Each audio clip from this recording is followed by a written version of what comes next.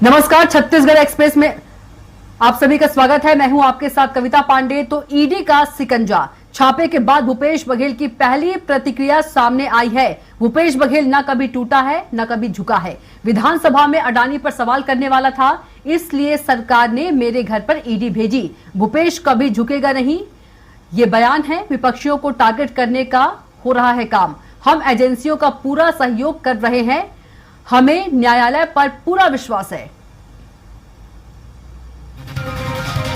तो भूपेश बघेल न कभी टूटा है न कभी झुका है। विधानसभा में अडानी पर सवाल करने वाला था, इसलिए सरकार ने मेरे घर ईडी भेजी। विपक्षियों को टारगेट करने का काम हो रहा है।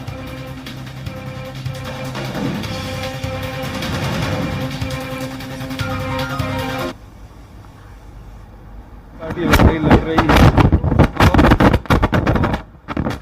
पूरे सरकार में है, प्रशासनिक तंत्र में है और विपक्ष को दबाने के लिए ये रणनीति अपनाई गई है। जिसके कारण से आज नेता प्रतिपक्ष ने विधानसभा में ये घोषणा की कि हम इस कार्रवाई के विरोध में दिन भर के सदन की कार्रवाई बहिष्कार करते हैं। सर, स्पेसिफिकली आपको भाई कवासी लखनऊ भी टारगेट किया, देवेंद्र यादव को टारगेट किया, अभी मेरे बेटे के टारगेट कर रहे हैं। इसका मतलब ये दबाने की कोशिश कि कोई आवाज अडानी के खिलाफ ना बोल सके। हर बार स्पेशल ओकेजन को ही टारगेट कर रहे हैं, उसकी गिरफ्तारी हो रही है। देखिए, हम लोग डरने वाले न डरेंगे, न झुकेंगे, न टूटेंगे। सर, हर बार स्पेशल ओकेजन को ही पिछले समय मेरा जन्मदिन था तो मेरे सलाहकार और मेरे ओएसडी गिरफ्तार किया गया।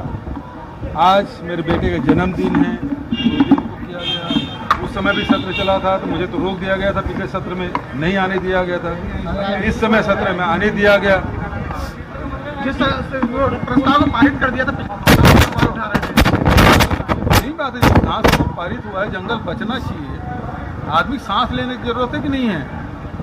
35% जंगल की जरूरत है पूरे देश में, अब 25% बचा है।